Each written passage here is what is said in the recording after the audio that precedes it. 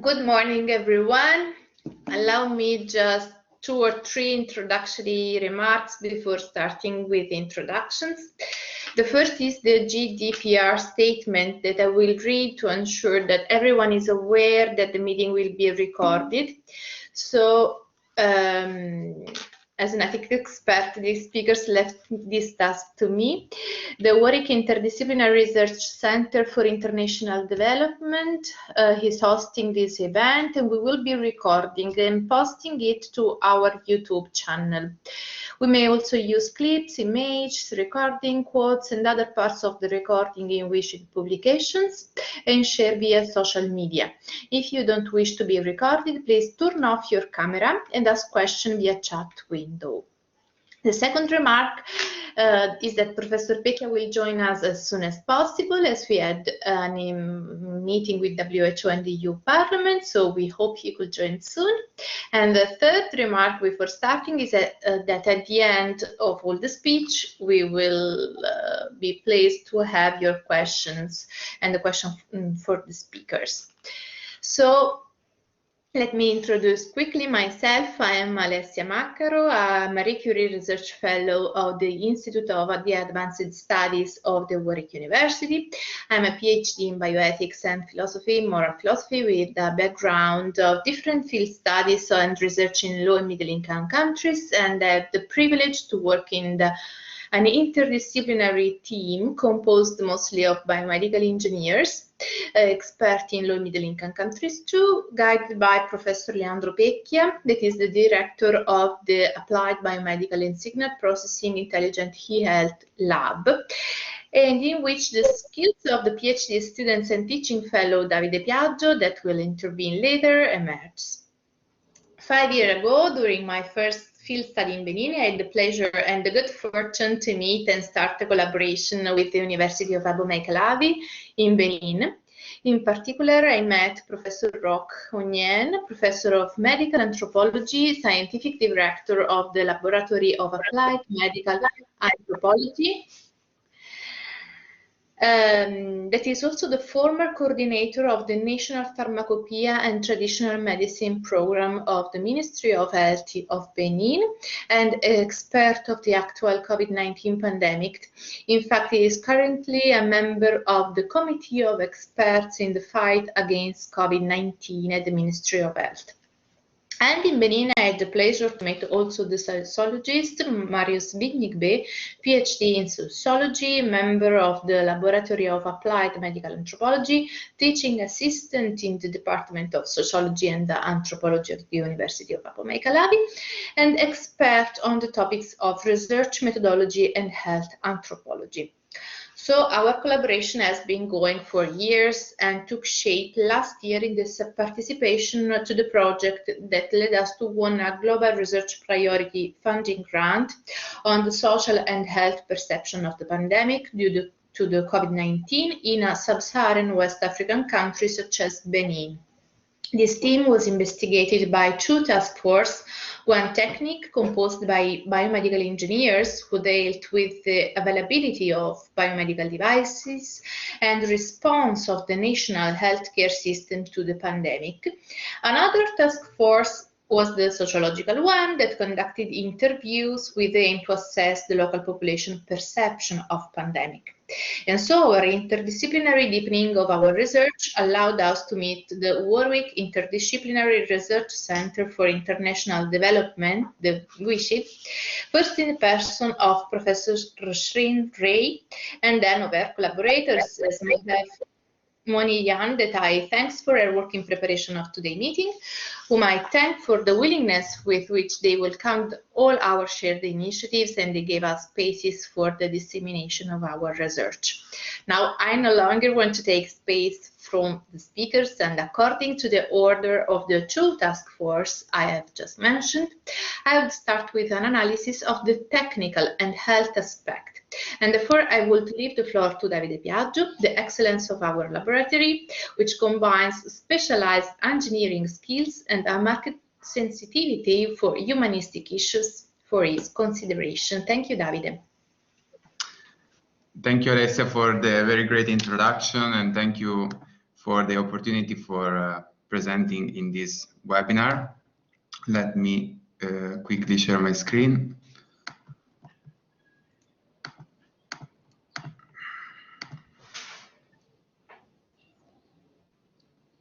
Okay, can you see my screen?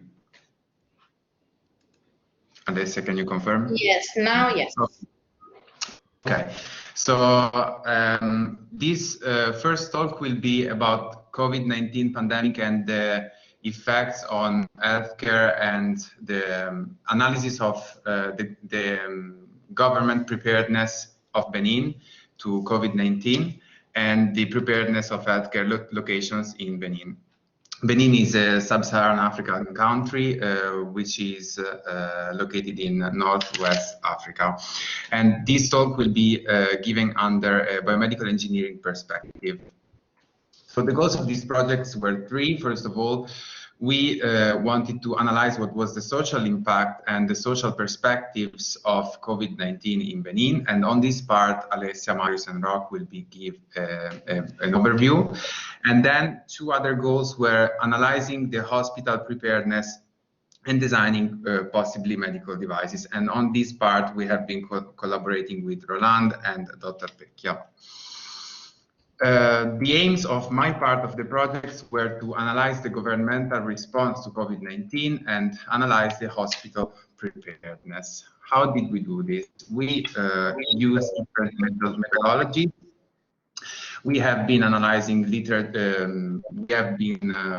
running literature review, both on scientific publications, but also reviewing WHO guidelines and also websites such as the government website of Benin, which is a very well-made website. And we have also been analyzing our field notes from our previous field studies that took place in sub-Saharan Africa since 2016. In different parts like Benin, Uganda, Ethiopia, South Africa, and so on. And also we have been doing some semi-structured interviews of two kinds, of the engineering kind and sociological kind. My colleagues in the next talks will be presenting the sociological results. Starting from the governmental response, the government of Benin has been very proactive and has been promptly responding to the COVID-19 pandemic as soon as it was starting to surface in the Western world. And in these slides we have a summary of all the provisions that the government of Benin took. For example, at the beginning, they started screening for incoming visitors and asking for self-isolation. They started banning passengers coming from China. They created a toll-free number for information and for reporting suspicious cases. They have been creating a sanitary cordon around 12 cities, which was the safe zone for traveling, within which people could travel, although still respecting social distancing and using masks.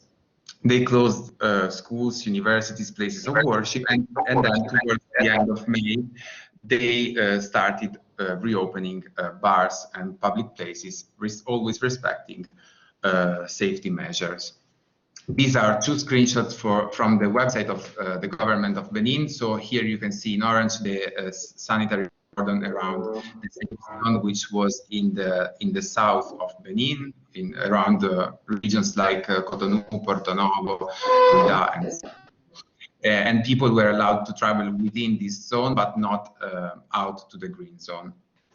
And also this one on the right is a toll-free number that was instituted for passengers coming or leaving from the airport of Cotonou. Also, the government of Benin has created these guidelines for the population, suggesting how they should behave in public, for example, during their daily life. So during the greeting, they shouldn't be handshaking or using feet or elbows to greet each other, and always maintain social distancing, no hugging, and always wearing masks when close to each other.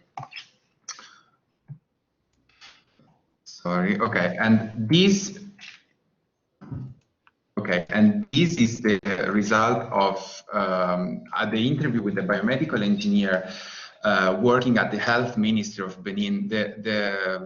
the item on the left is a word cloud, and you can see the most recurrent words during this interview were maintenance, formation, equipment, paramedics, control, and quality.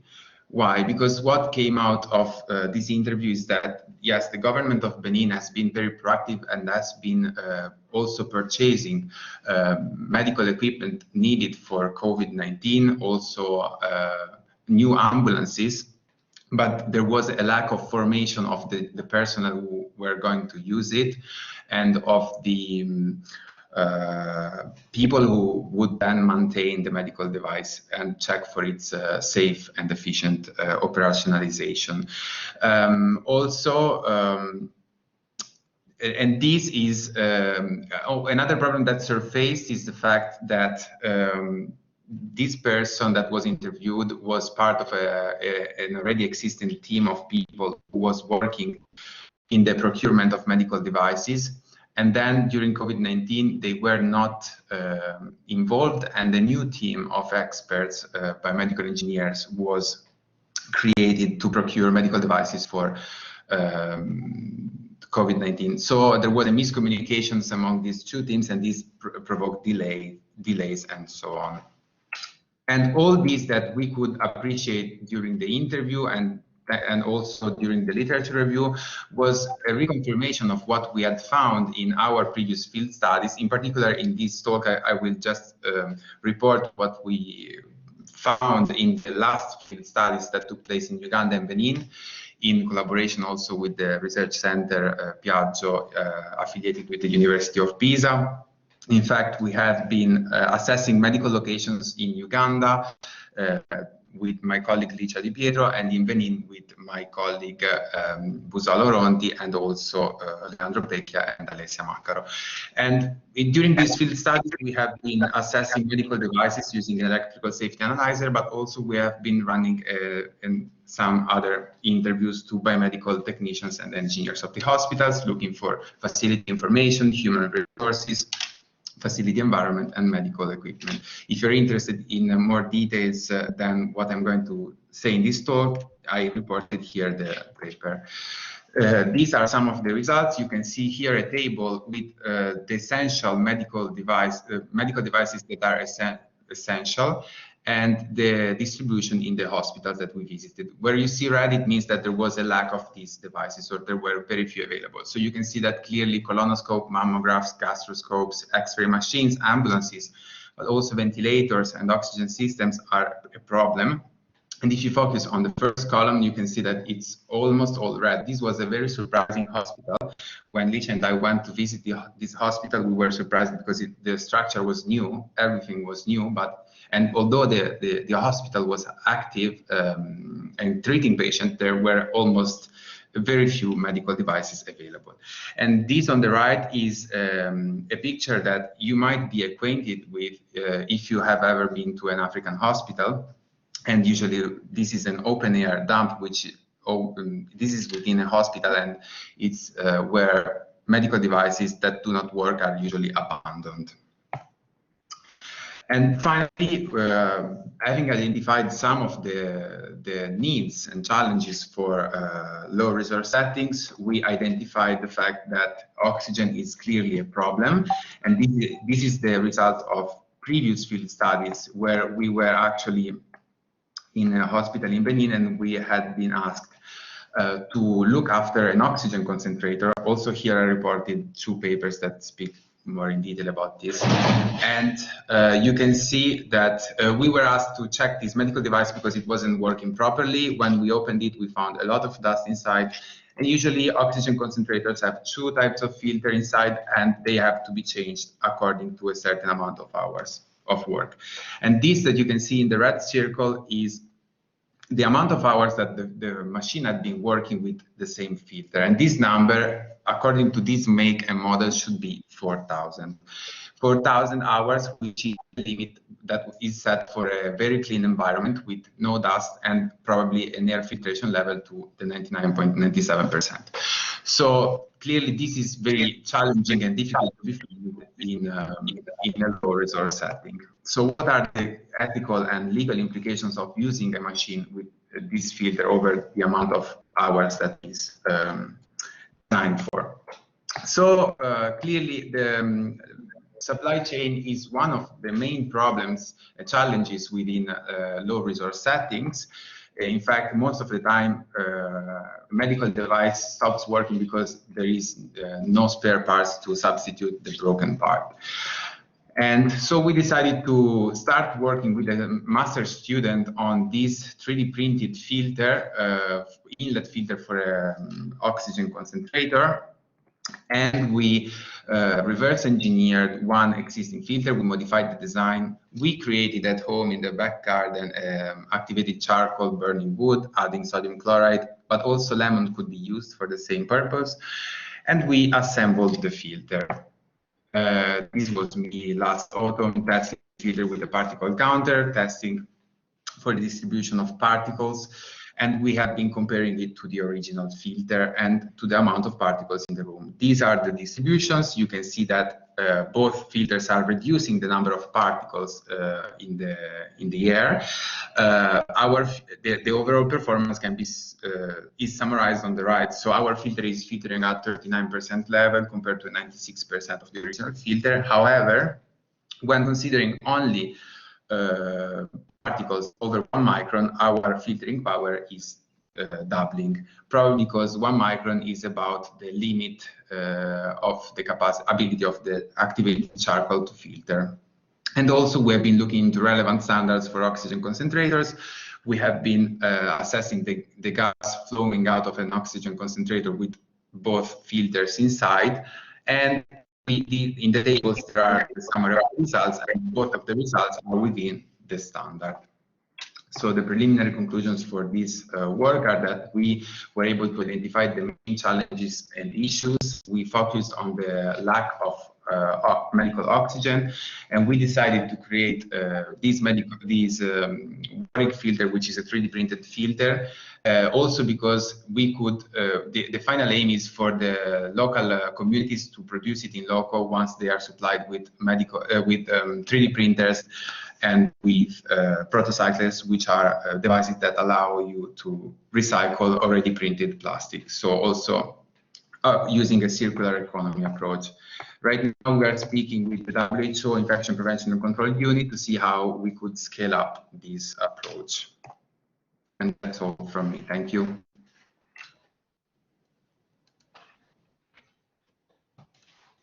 Thank you, Davide. Thank you for your interesting speech.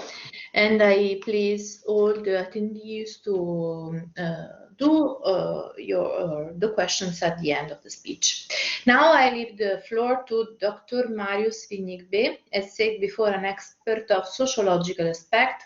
In the past, he worked on the Lassa epidemic in Benin. Beyond his research interest in the health field, he has already published 2 books, one on corruption in Benin and another on the development of policies in sub-Saharan Africa.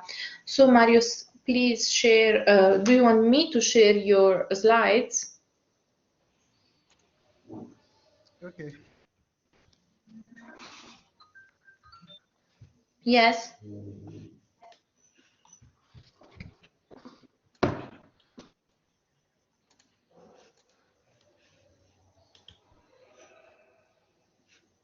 Okay, I will share for you.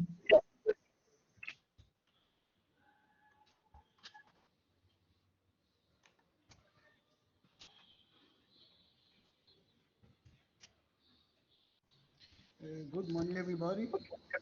Good morning, Alessia.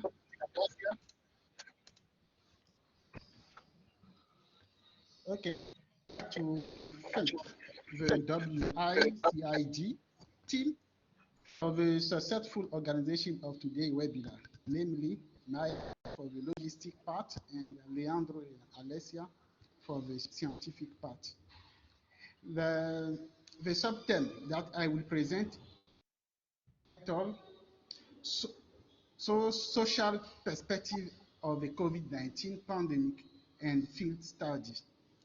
And from my position as a sociologist and anthropologist, this will mean for me, on the one hand, studying from a public health part the COVID-19, to read it in terms of its social manifestation, and then, on the other hand, to give a response to the empirical evidence relating to the Benin context. So, my framework is structured in three stages. The first is the introduction to set the scene, and the second is the development to aid of a sub-term, and finally the term, the discussion to be produced. This is the plan I elaborate for this. And so, my introduction is about the context, the issue, methodology, and the angle of approach to the social. The context is about pandemic, the current of pandemic in the world and in Benin, and the recommendation of WI exhortation, and the case management, positive case, disaster case, and etc., with implementation of response plan in Benin. I hear David, he had talked about the plan implementation, the response, institutional response to fight against the pandemic. And so my position, sociologist, is to like how structure together a health data about the pandemic to the social context in Benin. And to do this, the methodology is about a documentation, existing documentation from field data, and the second time, the thematic analysis for this data. According to the plan I developed for this, there are three steps. The first is about population, popular perception, and compliance with barrier measure, and the second is about organization, dynamic of the biomedical system car in the phase 2 quarantine of travels in hotel websites. And the third part is according the context of Benin, for which informal economy is very fight for this pandemic. So, according to the popular perception, and compliance with visual, in our context in Benin, we observe that there are more deviation from norm, institutional norm, and the practice. We conclude that the barrier measure are not appropriate very well. It's inappropriate wearing it of mask, and the impossibility for people to respect the physical distancing. And another thing is according to the selectness in hand hygiene. In this case, we observe again that there are, in pandemic context, especially in other contexts in Benin, there are a popular etiologies according to the pandemic.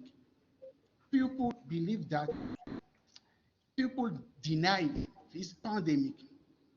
They think that is not real, and they think that pandemic is not for our context, African context, Benin context, if for other over a Western context.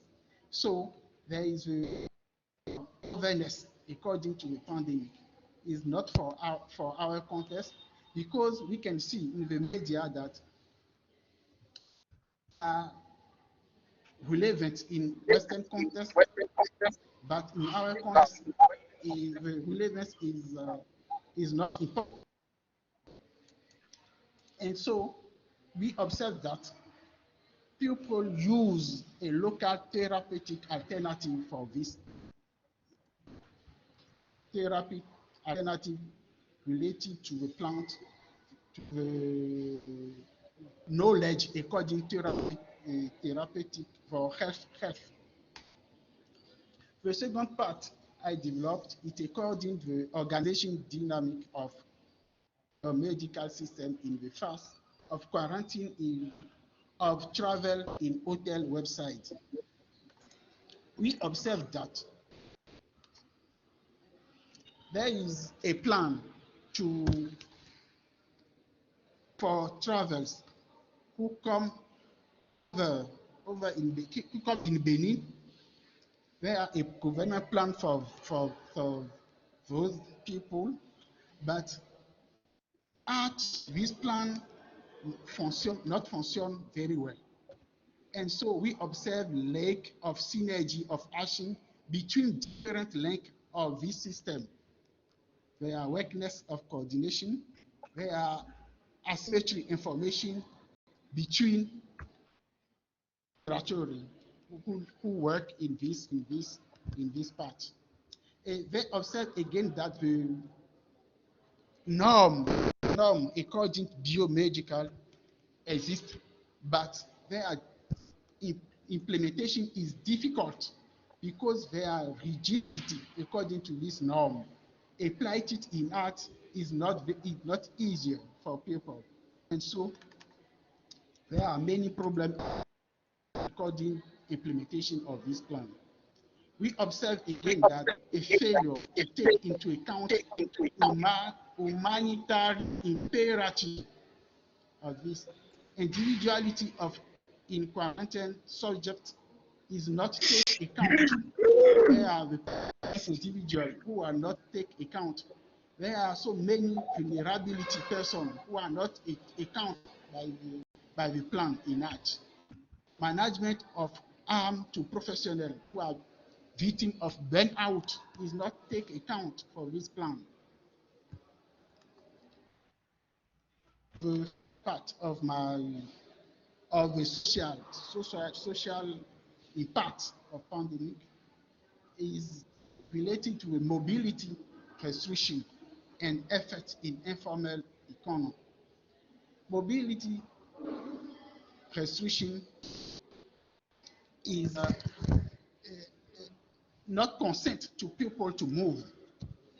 So, 90% labor are in informal economy.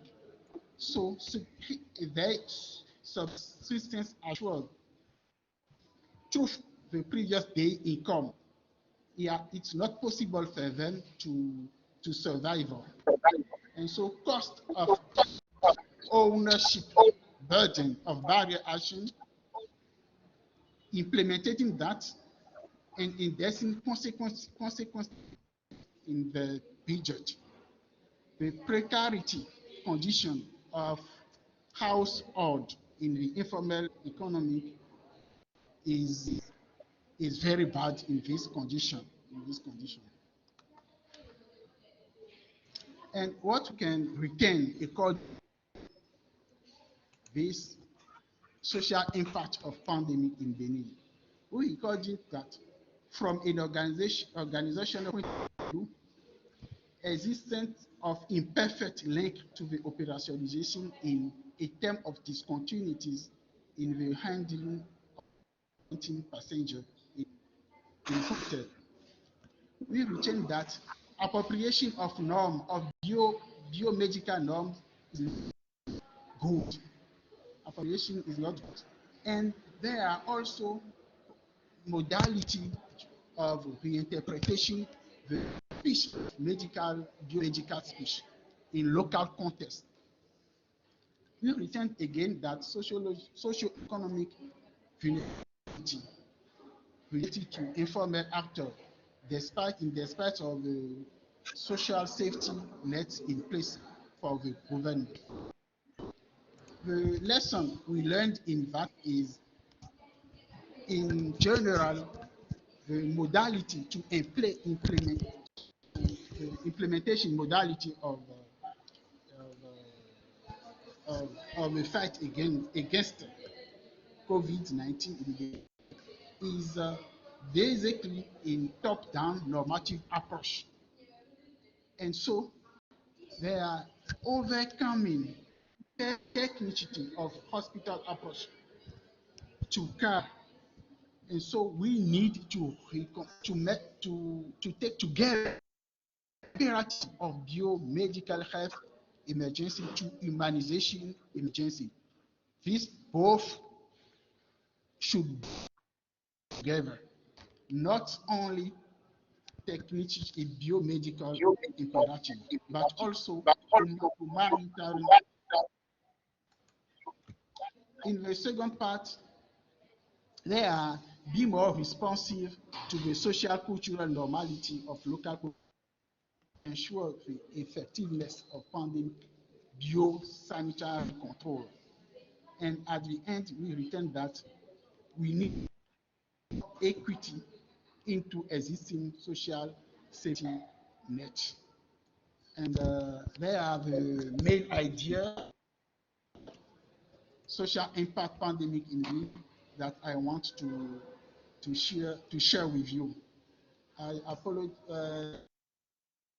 I'm sorry for my English, who is not very very fine, but I think to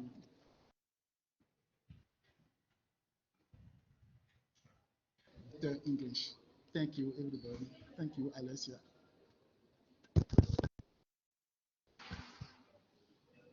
Thank you very much, Marius. Thank you for your interesting analysis. And now it's time also to say thank you for your professionality during our research. Unfortunately, this year we weren't able to come to Benin and conduct our interviews together, but you were an amazing collaborator and made us feel like we were there with you. So now I am honored, particularly honored, to give the floor to Professor Roch Onyen, who, in addition to being an expert of traditional Beninese medicine and pharmacopoeia, he has dealt properly with COVID-19 pandemic in the Ministry of Health. And I'm therefore particularly curious to hear his speech, for which I thank him, and I leave him the floor.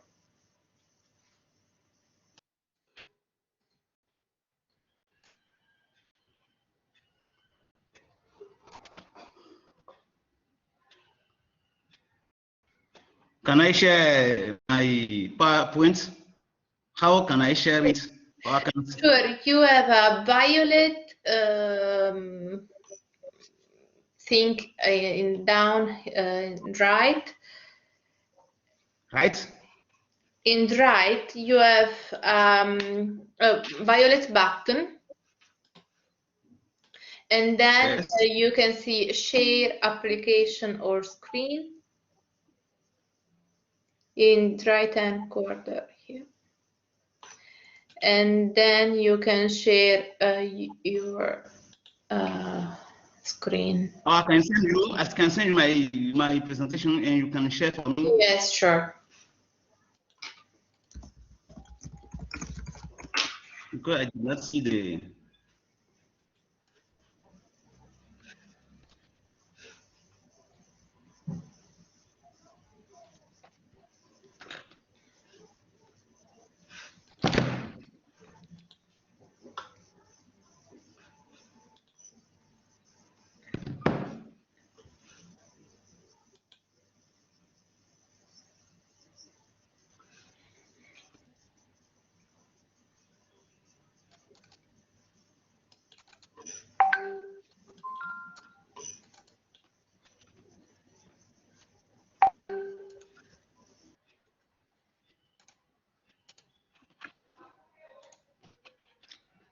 I am. Marius, comment tu as fait pour partager? Do you want me to start with my speech and? Did you repeat? you receive my Okay. presentation? I have sent it to you. Okay. I'm trying to open it. Yeah.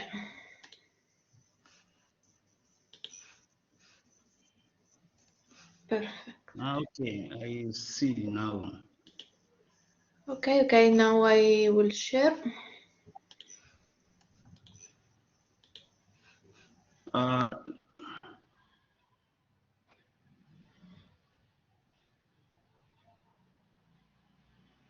Okay, is it you or me?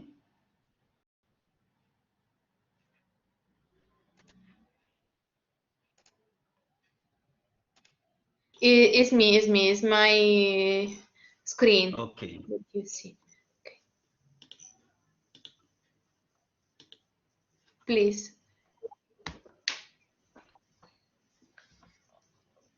Okay. Can I go now? Yeah. Okay.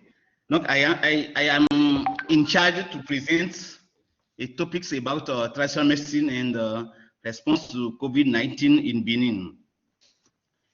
My presentation is about 5 perspectives. The first time I want to present the general context, and second time the actor profiles.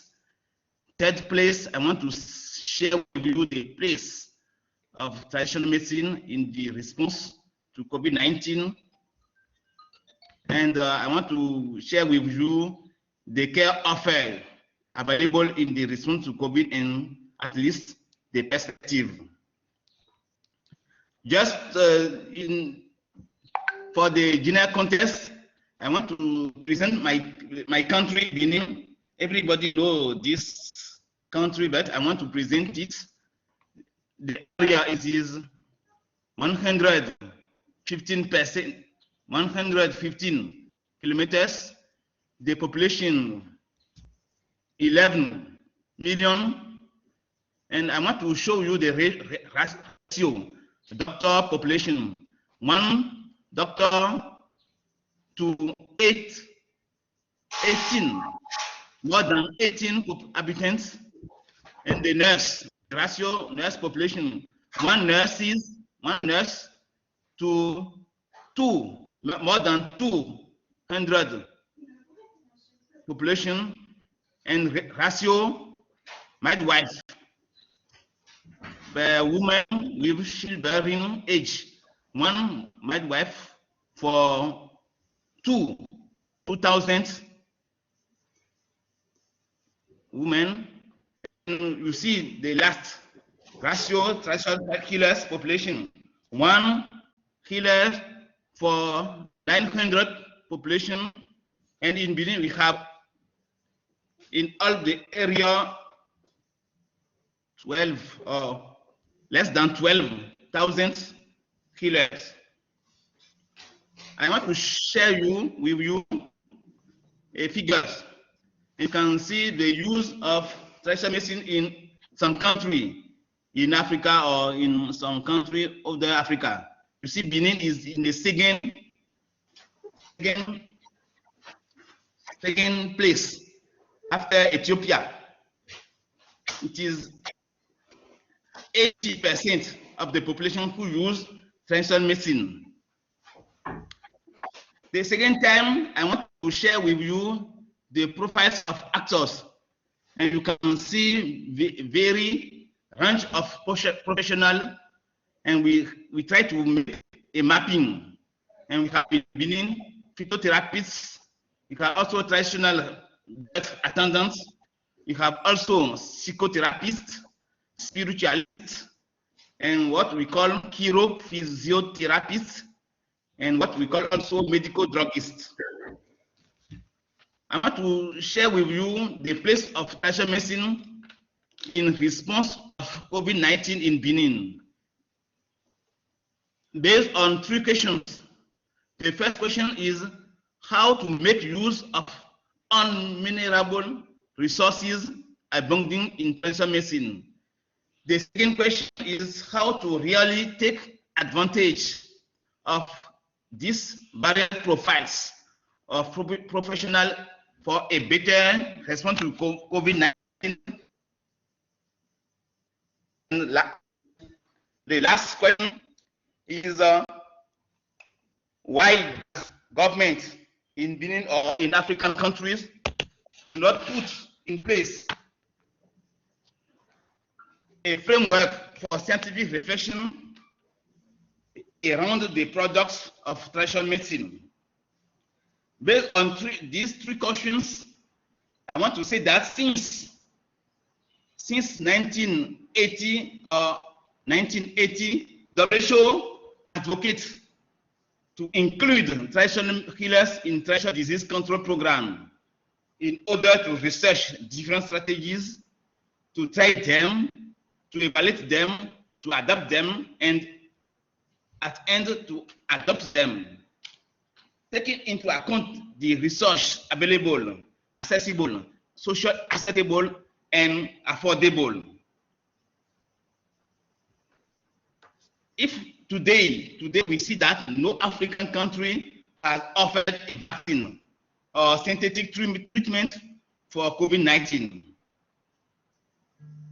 So the growing needs for solution to COVID-19 imposed the need to ogle the side of traditional medicine. Hence, the need to examine the possibilities that traditional medicine would offer as potential rich sector least exploited. In Benin, as in most African countries, mobilization of traditional medicine, the healers are just mobilized just to serve as a relay for public institutions for the dissemination of public health message.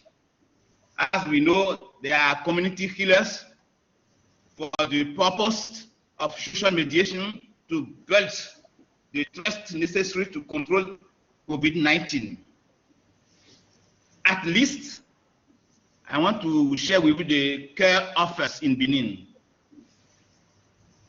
All the response coordination bodies will receive at least 16 herbal medicine, but all of them improvements are improved.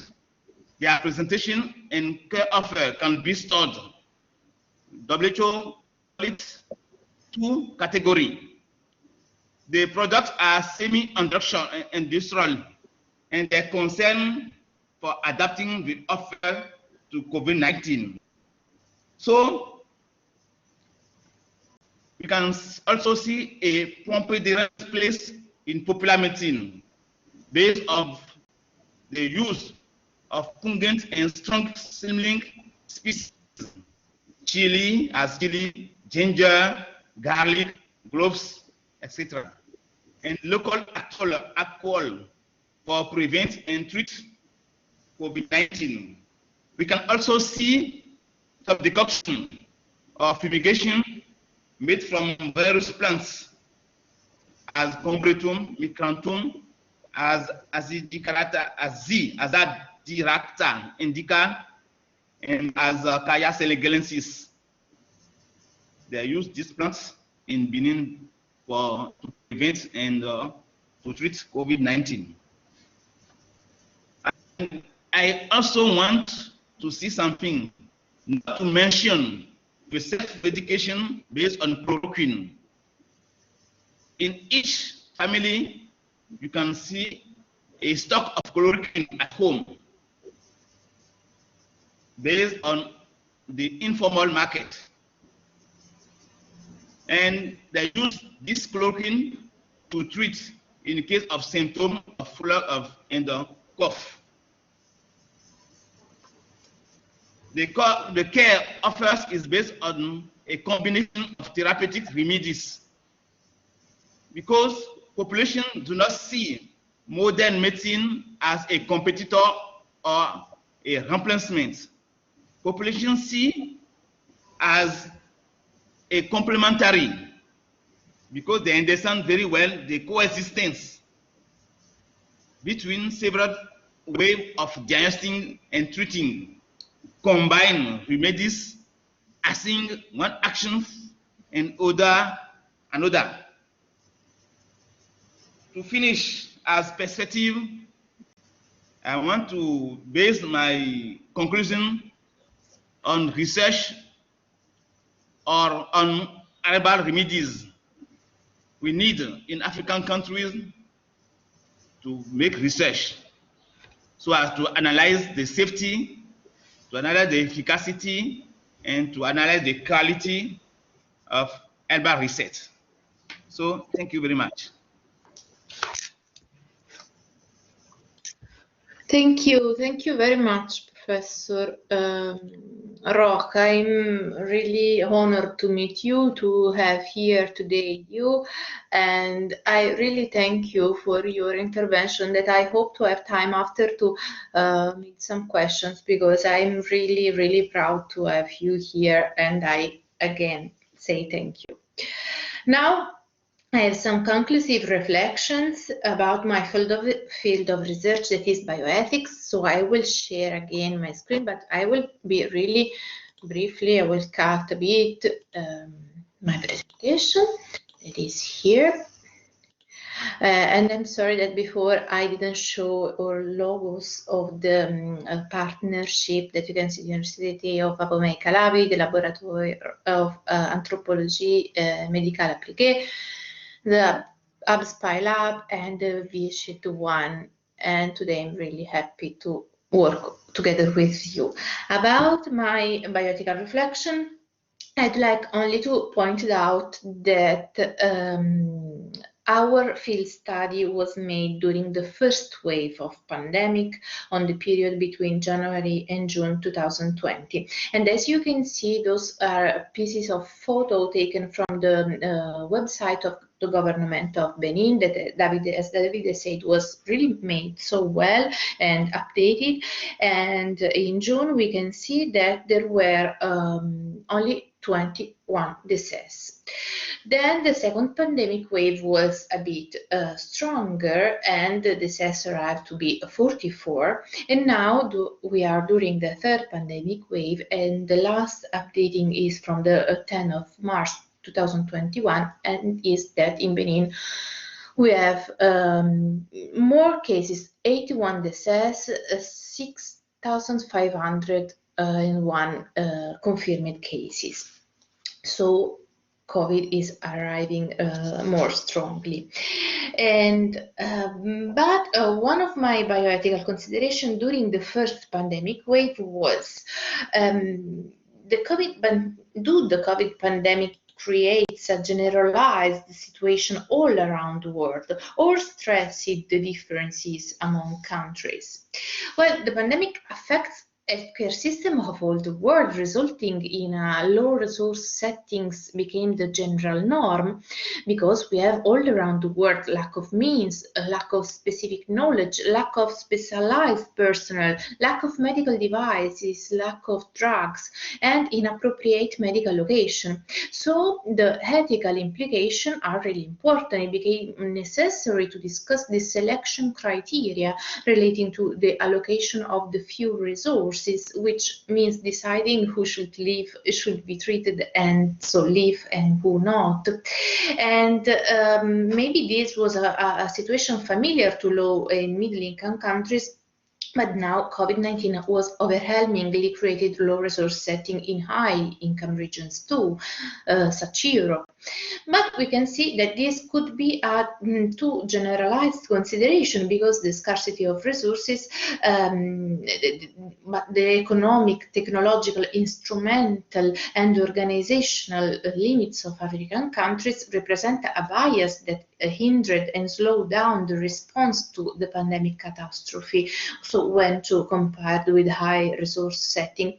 And regarding this, some interviews pointed out that the application of the international regulation also on medical devices, on the diffusion of also facial masks is not, and the international directives as the one of WHO was not uniform in all countries. So there is an universality or not. In effect, this recalls another bioethical question, namely the one of the universalisms as a generalist regulation. If we mean the universalism as generalistics, this means that all the norms and precepts should be applied uniformly in all the contexts without considering the specificity of the situation in which they must be applied. But we can see that nonetheless the allegedly universality, significant differences among countries remain and even became more acute with regard to the social consequences of the pandemic. And so, according to the extraordinary social impact of the pandemic in countries such as Benin, this was felt much less than other endemic disease. Indeed, it was considered urgent to investigate the causes starting from the perception of the COVID. And so I will be really quick, I'll go fast. We see that we have some governmental measures, but that were withdraws within 2 weeks. We have, apart from the official treatment, also the traditional one. We have some, about the perception, some difficulty in isolating, as Mario stated before, and the controversial perception due to disinformation and confusion due to the fear. In fact, we can see a lot of important social consequences. This sudden change in the management strategy of the pandemic by the political authorities contribute to the feeling of confusion by Beninese population, already due to the scientific uncertainties about the virus itself and the different interpretation about experts and scientists. And this phenomenon of dissemination of insecure information is called by WHO and by UNESCO infodemic or disinfodemics, that led to negationism, to the denial, a lot of denialist orientation based on the scarcity also of epidemiological data to the contagion, and hypotheses like the African immunity due to genetic, personal, environmental factors. And this attitude to these beliefs converge in an underestimation of the pandemic. And also we can see the traditional culture related to the animisms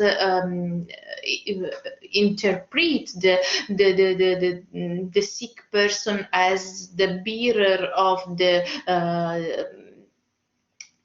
the patient is looked at with suspicious and considered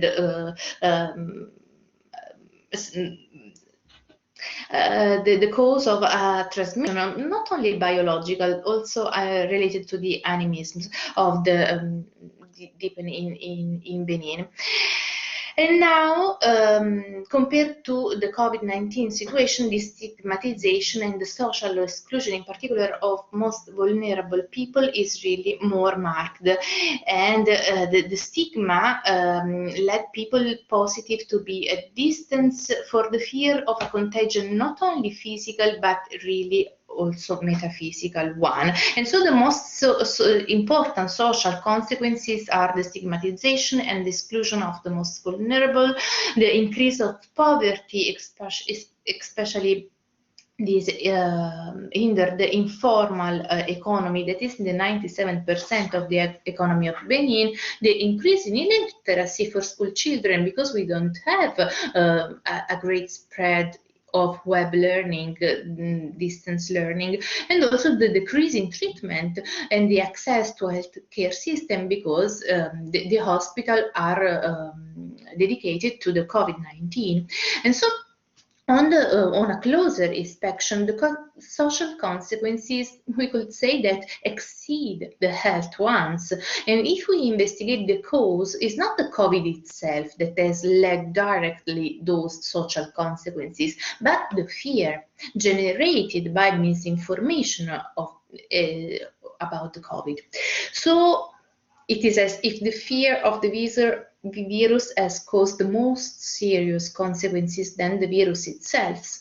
And only few considerations. Fear has always been a philosophical and psychological work in which many contemporary theorists have developed the important reflection, from the heuristic theorized by Hans Jonas, for which profiling a terrifying picture could activate responsibility, the imperative or the principle of responsibility, capable of promoting responsible actions to protect future generations. And the other one I think that is really interesting, that is the reflection of Martha Nussbaum, an American philosopher and a theorist of social democracy based on skills, who modernly argues of the monarchy of fear, the fear that is not only an emotional dimension, an emotion, but enter in the public sphere. And this is what is happening, I think, about the COVID-19 era. In fact, it seems that the fear led governments, such as the Beninese one, to spread an initial alarmism and to take drastic measures consistent with those of the first world, which however was experiencing a very different epidemiological situation. As a consequence, when the situation was compared with local data, it soon led to trivialization, denial, with all the load of economic and social consequence mentioned above. And so Nussbaum in this regard observed that fear acts to cause alarm and weakens the capacity of judgment.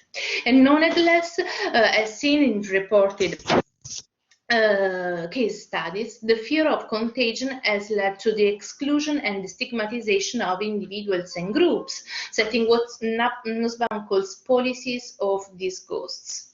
On a closer inspection, fear is a primitive, narcissistic, asocial emotion that is still causing more serious consequences in some countries than the spread of the virus itself.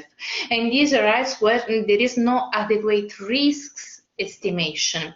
Therefore, although it's extremely evident that science in this result must be universally usable, like health, which is a fundamental human right, it would seem appropriate to return to an effective risk assessment to better manage the consequences that derive from fear.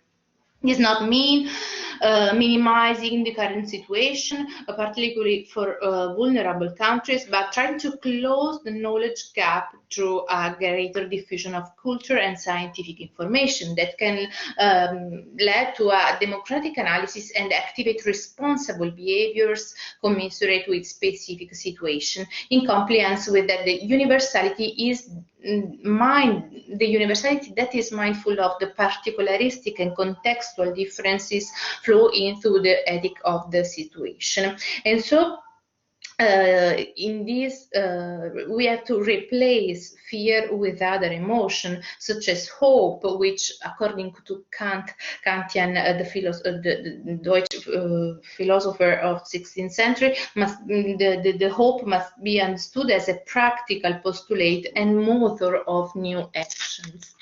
And so I really thank you for today's meeting. I think that I'm out of time. I don't know if we have the time for quick questions. If someone have a question, please raise your hand.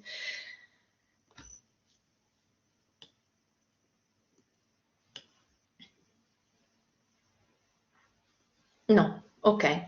I think that I should only to say thank you to all the participants, to all the speakers that I really thank to have been there today to participate in this interesting discussion.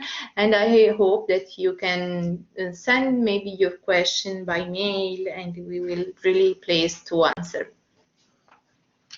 Thank you, Alessia, for the opportunity. Thank you, everyone. Thank you, everyone. Thank you very much. Thank you. Bye. Thank you very much.